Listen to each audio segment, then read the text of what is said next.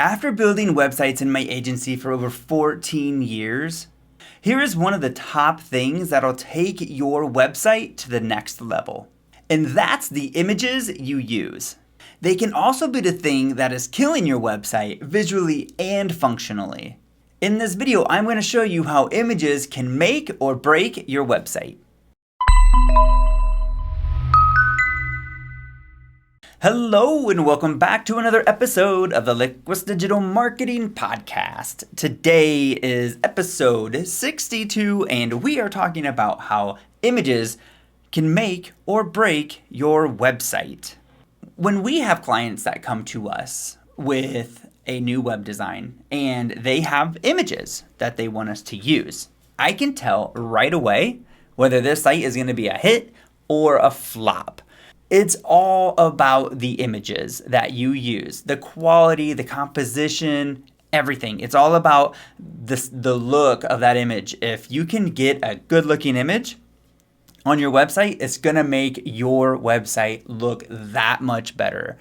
So if you're taking images yourself and they're not looking so good, you really should think about hiring someone to help you create some professional images for your website.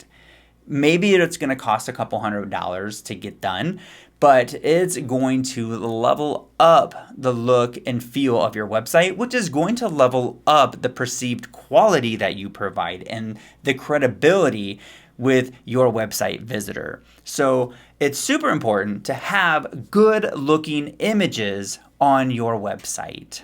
So let's say you can't get a professional photographer. You're just not going to have that done. You don't have time, you don't have the money, or whatever the case is, right? You're going to have to find some other solution. Well, I'll tell you, these days, there are a ton of great stock photography out there for you to use that isn't cheesy. Now, yes, there is still a lot that is cheesy, but it's not like it used to be. There are a ton out there. So you can go get these quality, great looking images free or paid, royalty free on your website. So that means you can use them without getting in trouble. So where can you find them? There's two places I like to go to find my images.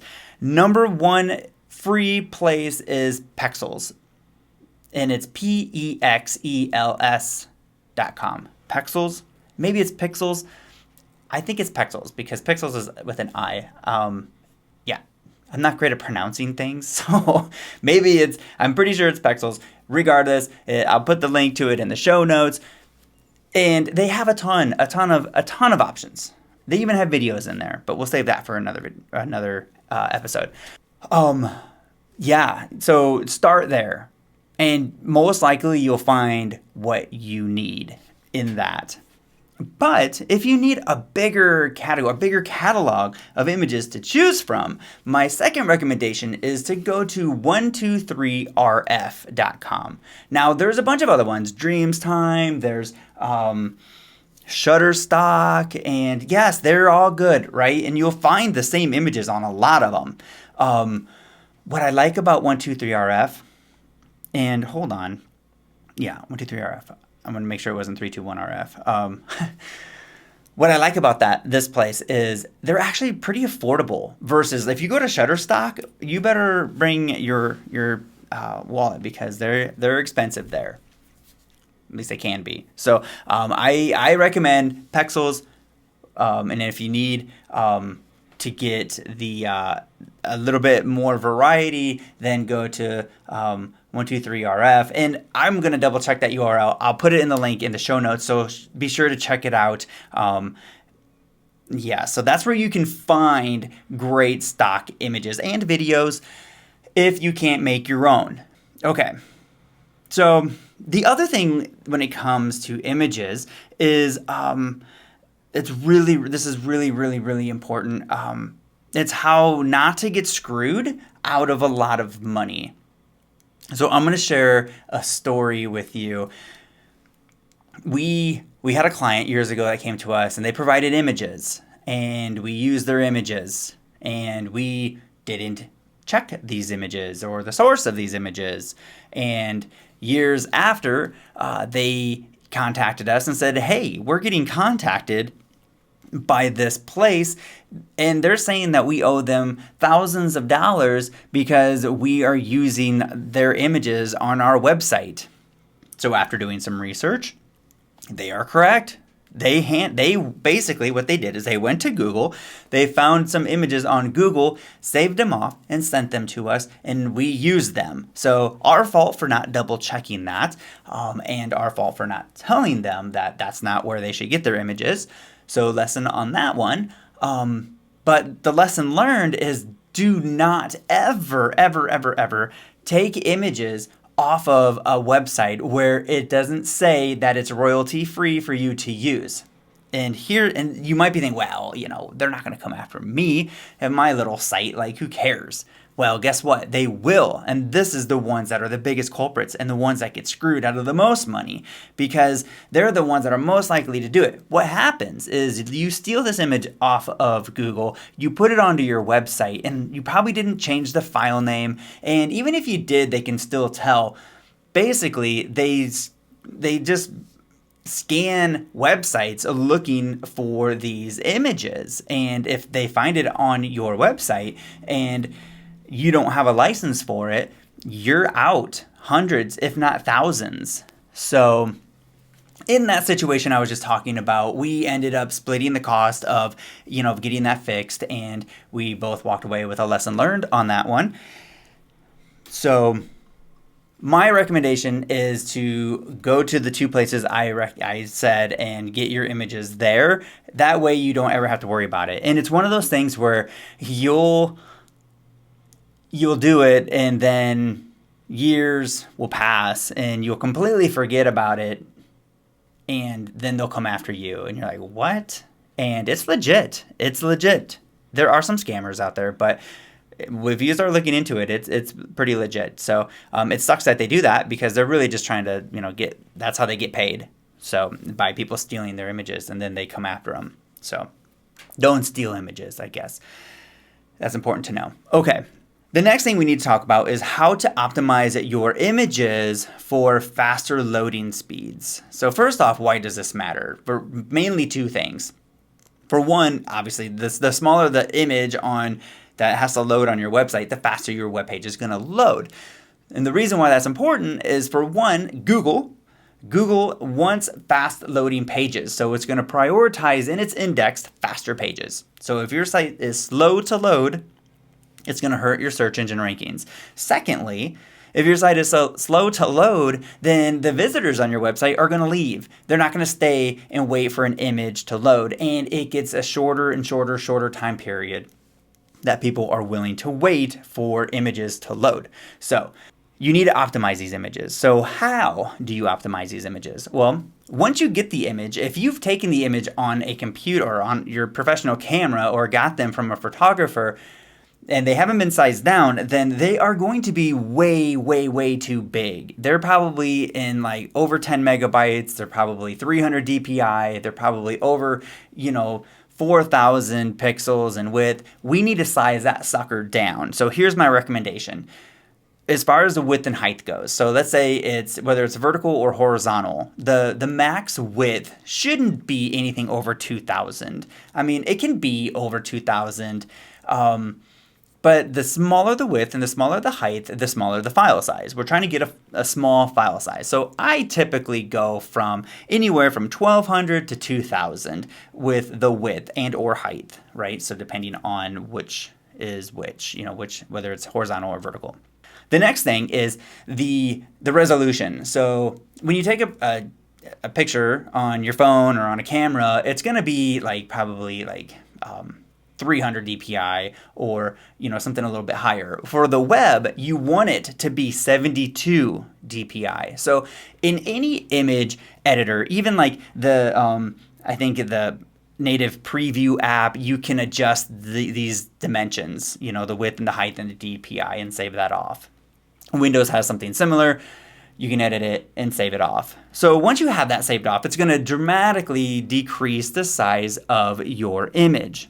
Now, the next thing, so that's just reducing the width and the height and the size, right? So the next thing that you can do is what they call compression. So you can compress the image down. So this reduces the file size even more without losing quality. So you can use an online tool called tinyping.com, where you upload the image and it's going to compress it and then you can download it. There's a lot of other tools out there that you can install, some apps you can install on your computer that will help as well. But basically, you just need an image compression tool that's going to allow you to compress that image down. The goal is to get your image to be less than 100 kilobytes, right? So you can't always achieve that. So maybe it's 250. I definitely wouldn't go any higher than 500 kilobytes if you can help it. I mean, you can upload a 1 megabyte, a 2 megabyte, but keep in mind that has to load every time that page loads and or refreshes. So I recommend trying to get it to 100 kilobytes or less if you can. Let's move on to optimizing your images for search engines. Okay, so when it comes to trying to rank in the search engines, there's a lot of factors in play in what it looks at. So one of the things, obviously, is optimizing your file size of your image so it loads fast. So Google wants to see fast loading images, fast loading pages. So optimize the size. So that's one thing you can do to optimize for SEO.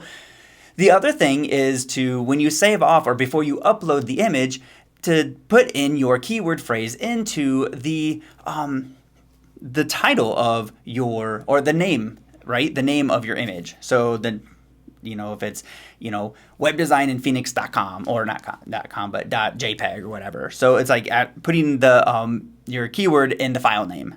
Sorry, that took me a minute to spit out there. So do that.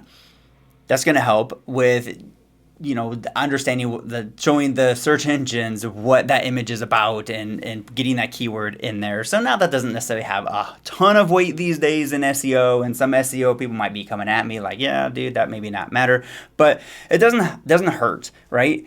The other thing that you want to do is put your keyword phrase in the alt text. So the alt text is for screen readers. So what you don't want to do is just keyword stuff your alt text with keywords. You want alt text to be for what it's used for, and that's for screen readers. Well, also it's for the search engine robots to see what is this image about. So it should be descriptive to someone who is using a screen reader, but also include a keyword of what this is about. So that is going to help you get better rankings.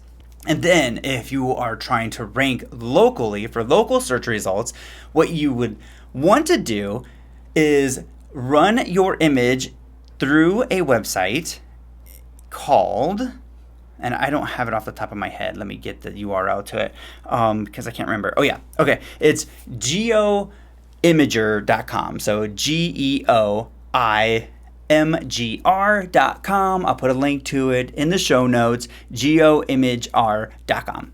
Okay, so what this is going to do is you're going to upload your image. It's going to geotag the location of this image and allow you to put in some other parameters, and then you're going to download it. And then when you upload this image, it's going to have the geographical coordinates of where this image was. So that's going to help tell Google where you are located.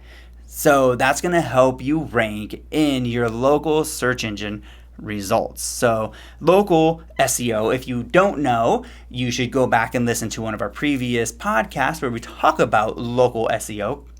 But basically, when it comes to search engine optimization, you have your organic results. Above that, you have your big three, which is called the 3-pack. So that's the local results, and it's tied to the map. So the 3 results in the map. So you want to, if you're a local business, you definitely want to be in the 3-pack. So that, my friends, is how you can take your site to the next level with the images on your site. I hope you found this valuable. If you did, please leave us a review, share it with your friends, or just leave us a comment. We'd love to hear from you. We'll see you in the next episode.